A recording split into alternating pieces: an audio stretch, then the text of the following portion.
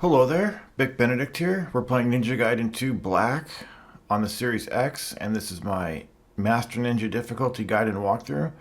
We're currently on Chapter 9 of 17. It is entitled The Flying Fortress Daedalus.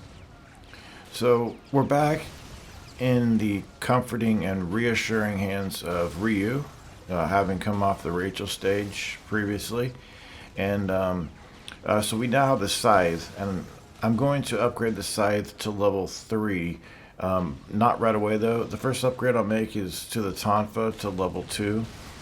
And we've got a fair amount of money, but with all of those upgrades that I just mentioned, we're going to be, pretty much down to just like 10,000 essence pretty soon. So we'll definitely want to use this stage to make as much money as we can. So bear with me as I do a lot of UTs on this stage. Now these are executors. If you can't kill them all in one bunch, you can hide behind the barricades at the beginning of the stage, or you can hide behind these doors. They're worth a lot of money, these executors. One UT with a level 1 scythe will take care of them. And this is just a pretty straightforward stage, actually. So here's the tonfa to level 2. This will allow us to do a pretty nifty throw called the flower garland drop, although it's not particularly strong. It's nice to look at, but it's pretty weak, and they didn't make it any stronger for this version. But we've got the level 2 tonfa here. Forward Y is a great move with it. It's got some great strong parries as well. So over here we have a Life of the Gods. There is one fight that I don't remember it being as challenging on Sigma 2 as it is in this version. It's against some riot mechs and some of these fodder enemies, but there's a couple of guys with rocket launchers, and it's a pretty difficult fight, actually. I enjoyed it, but I found it it's kind of surprising that it was like it is. I don't know if they changed it or not. This is the flower garland drop right there. See, he just gets up. Why doesn't that kill him? You might wonder. Well, it's weak. It's just weak. Even at level 3, it would be weak, probably. It's just not a strong throw. But, with the tonfa, we can get a lot of combo. And that's, think of these enemies as just money. Because they're really easy enemies. You can just cross tripwire points, fall back and charge. Save at the statue. And then in here, there's no fight. In Ninja Gaiden 2, there's a fight. But we have an herb there, and then we have a mushroom there. See what I mean? Just fall back and charge. Try to get as much combo as you can by redirecting your character towards other enemies. There we go. Sometimes, you can get into the 40s. That's good. Your goal is 50. Just always think of trying to get up to 50, because that'll give you the most money. And it is going to be a struggle to make money on this version, which I've personally dubbed Sigma 2.5 with blood. And that's basically what it is. Although they did add some more enemies. I noticed on the patch notes for the update that the developer released, they added a lot of enemies to the staircase fights. And then they also added more enemies to what on Ninja Gaiden 2 is Chapter 11. I'm not sure what chapter it is in this version, but it's the chapter where you go back to the Hayabusa village. That one. You might also notice that my projectile weapon is hidden, and it's kind of funny because on the patch that the developer released, they have this option now. It's called the ability to hide the projectile weapon. It says added a show projectile weapon option under game settings in the option menu, which allows you to hide your projectile weapon while it's carried on your back. So it was kind of strange because I saw one person on X ask that question because he said it was a style killer to have Well, I think he mentioned that having the gun, you know, that ugly gun on your back was a style killer. Even it is. It's ugly as hell, but I don't know if it's a style killer. But they listened to this one random person and they added that option, and I just thought that was kind of funny because I asked for Ultimate Ninja difficulty, and you think they're gonna fucking listen to me and put Ultimate Ninja difficulty in this game? Not a chance. You know, but you know, they listen to this one guy, but they won't listen to me, of course. Not that I don't matter, but who is this other person that just randomly asked that on Twitter? But this is the hard fight. It's really difficult. So what you can do is you can start off the fight by Fly Swallow with Zuna dropping just one of these guys, because all you need is one staggered yellow essence to do a taunt foot UT on one of the riot mechs. At level 2, I don't know if that's going to outright kill the riot mech the way that the Falcon's Talons do. But it definitely will put him to delim.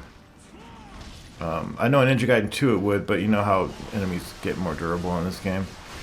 But yeah, that's what I would do. Just systematically pick off these guys, and then use their staggered essence to use your either your Tonfa or your your Falcon's Talons UT. But it's kind of a mess because that enemy is completely absurd the way it guard breaks you and everything.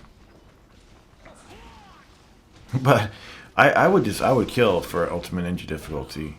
You know, I would give them money to make it, to have it on there. How much would I give them? I don't know. What would be reasonable to you?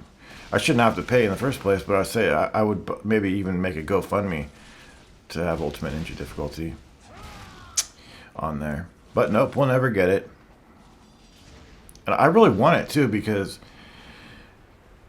it's not that Master Ninja is not hard enough. Trust me, it's just that, I don't know, I just want another difficulty mode. Maybe it'll happen. Maybe they'll make another patch and they'll put it on there for me. But anyway, here's the life of another Life of the Gods. I think that's the second one we picked up on this chapter. See, just fall back after you cross the tripwire points. And unfortunately, we didn't get many combo for that, but it's got some great parries. But the amount of times you whiff on OTs with the Tonfa is laughable. So here we go. Spawn and then fall back and charge. I hate when I'm negative about the game too, because the game is really good. It's just calling it Ninja Gaiden 2 Black is so ridiculous. It's the kind of thing they would do too, you know. Team Ninja. Because when I first saw this, I'm like, wow, I'm gonna be playing Ninja Gaiden 2 Black, the definitive version of Ninja Gaiden 2 Black. I'm gonna be doing tests of valor and all the challenges again, and you know, throwing windmill shurikens and throwing ISs and doing great stuff and having, you know, a ball in the vein of the original game on the 360. And then it turned out to be this, you know, it's Ninja Gaiden Sigma 2 is what it is. And then it's just sad that people that don't know about it, you know, are misled in that regard, and it's just false advertising, and it's deceptive, and I don't like that at all. I'm glad that it exists, because I think this is a better experience than Sigma 2. But anyway, make sure that you take out these ones over here, and then you're gonna have the red lasers withdrawn over here, and then the save point is right over here. Don't go too far up though, because you'll spawn some more enemies. Just make sure you save it. But I did want to mention at that save point, I upgraded my scythe to level 3. So that will put us at a disadvantage, monetarily speaking. I found a weird glitch on this part over here. If you are interested in doing an exploit, I wouldn't recommend it, just for the... I mean, if you want to, go ahead, but I found that there's a room coming up over here where If you go back to the save that we were just at, save it, it seems like this room spawns indefinitely. I'm not sure. It just happened to catch my eye that happened. You can try it. Like what you would do then is you would just clear this fight, go back and save it, exit out, just close the software, just return to the main menu, and then reload. And I'm almost positive you can do this room forever if you want to. I mean, you can do it as long as you want to. But when you are using the tonfa, try to get in the middle of as many people as you can, so you can get as high a combo as you possibly can. Now over here, I would recommend either equipping the scythe and scything this room. But remember, the scythe is not for combo. It's not good for combo because it just does one hit. But if you want an alternative, you can come in here with the Flying Swallow. Fly Swallow is going to drop the guy with the rocket launcher, and then chain his essence with a tonfa UT, if you can, and then that would maximize your money. The console over here has 1,000 in it, so don't forget that. And then there's a chest over here. One of them is, I think it's a static pickup, but one of the other ones, I think this is, what is this? Okay, that chest there, if you aren't interested in the fish, you can go to the next save, come back and exploit that chest, and get the other alternative drop for that, which is 1,000. Okay, that's the static pickup there. So pick that one up. But if you want to save the other one and you don't want the fish, because you can't charge off those fish. If you could charge off the fish, I would prefer the fish over the 1,000. But it's up to you. Again, it's up to you. And then I think there's 3 guys that'll come in here after you. And then in the next room, there's one guy with a rocket launcher. So you can rush him, do an arrow on him. That should delimb him. And then you can wind path off him on landing into UT.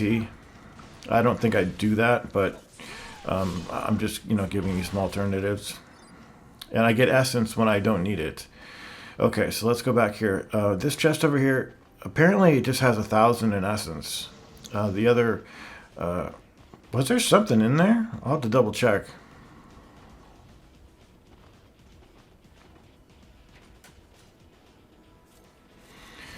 Because you might notice that in all the videos there's commentary notations that are sort of, they serve for after the fact kind of thoughts that occurred to me. The scythe is really good on these executors. The tonfa is not. Tonfa UT won't kill them. Maybe tonfa level 3 UT might. On Ninja Gaiden 2 you had some more executors down here, but this is an empty room. Now you got to be careful of these turrets, because they don't guard crush you, but they guard break you, and you can find yourself getting killed from them really fast. I actually got killed on the ones right before Genshin, and it kind of unmanned me for a second because I was thinking, how the fuck did that kill me? Just some standard turrets. Okay, fall back here. Do a scythe UT on these guys if you like, and then if you've got max inventory of the mushrooms, throw the Inferno at those 2 targets down there, and you can get a replenishment for your mushroom over here. So just put that in there. And this corpse, there's no negotiating with this corpse. You either can pick it up or you can't. And then okay, so this is on a timer. You need to clear these rooms in time. You get plenty of time. But on Ninja Gaiden 2, you wouldn't even have to come into this room. You could just hang back and just wait out the timer. It wouldn't kill you, I noticed. Now I am trying to not take damage over here. Even if I take damage, it's not the end of the world. It's just that I'm trying to make sure that when I come across a couple of these chests over here, I have max inventory of my items and full health, just in case it's one of those chests that it's going to give me blue when I don't I don't want blue, because we have as much blue as we want coming up in a dragon statue. Did a 360. The 360Y spin is a level 2 Tonfa move. Okay, so that's an herb right there. So that's 3,000. This guy can nail you sometimes. I went right through his bullet or his rocket, thankfully. So I think I do get hit over here. I get grabbed, and I was trying. Yeah, I get grabbed in this room, and then I was trying to not take damage, but it ended up not mattering because you don't always have to have like full inventory and max health, because if a chest is dynamic and it's going to give you the item anyway, if you are at max health and you are, let's say, like 1 item shy or 2 items shy of that item, fucking hate that. You are going to get the item, you know, because this next chest up here is a grains. So I used the grains. Now I'm at, you know, full health and full grain, so it's going to give me the money. So it's up to the chest, really. Okay, so for Genshin over here, and I have to apologize, the next 2 clips with the bosses, there's no audio. So this guide has been just plagued with problems. It's completely laden with problems, and I cannot do anything about it because I overwrote the save. And since there's no manual saving in this game with save slots like Ninja Gaiden 2 had it, which was way better, I can't. Otherwise, I would have to restart the entire chapter. I mean, not the entire chapter, the entire game. So I have no idea. So we'll just have to accept the fact that, and I know there was some stuttering in the last video, this is just a guide that's laden with problems, and I don't know what the problem is. I've done everything I possibly can. Everything I could humanly fucking do, there's a problem. Something happens. So it's either we accept the problems or we have no guide. So I hope that you can understand that. But this is just a carbon copy of the Chapter 2 Genshin boss fight. And talk about strange. On the Armadillo fight, and again, you can Azuna drop this guy. You can UT him into Azuna drop.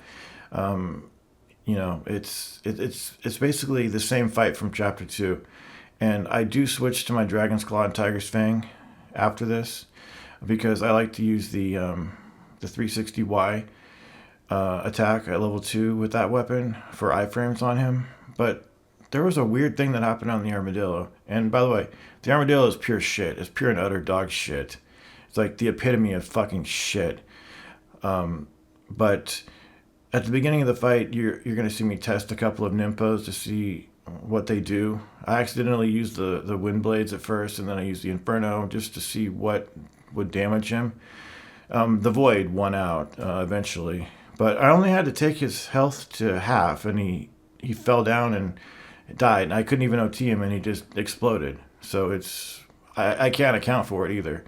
But whenever he's walking around, his legs have hitboxes on them, so you have to be really careful. You can avoid that by using the 360Y spin with this weapon right next to him like this. When he goes into Berserk mode, though, for a time he has iframes and you can't hit him, which I really think it's ridiculous that is the case. But like I said, when he gets to half health, he just keels over and dies. And I don't know if I did something specific, like I did some critical thing to do this. I keep my guard up here to block too, so you know, I assume that you have to block there or you get killed.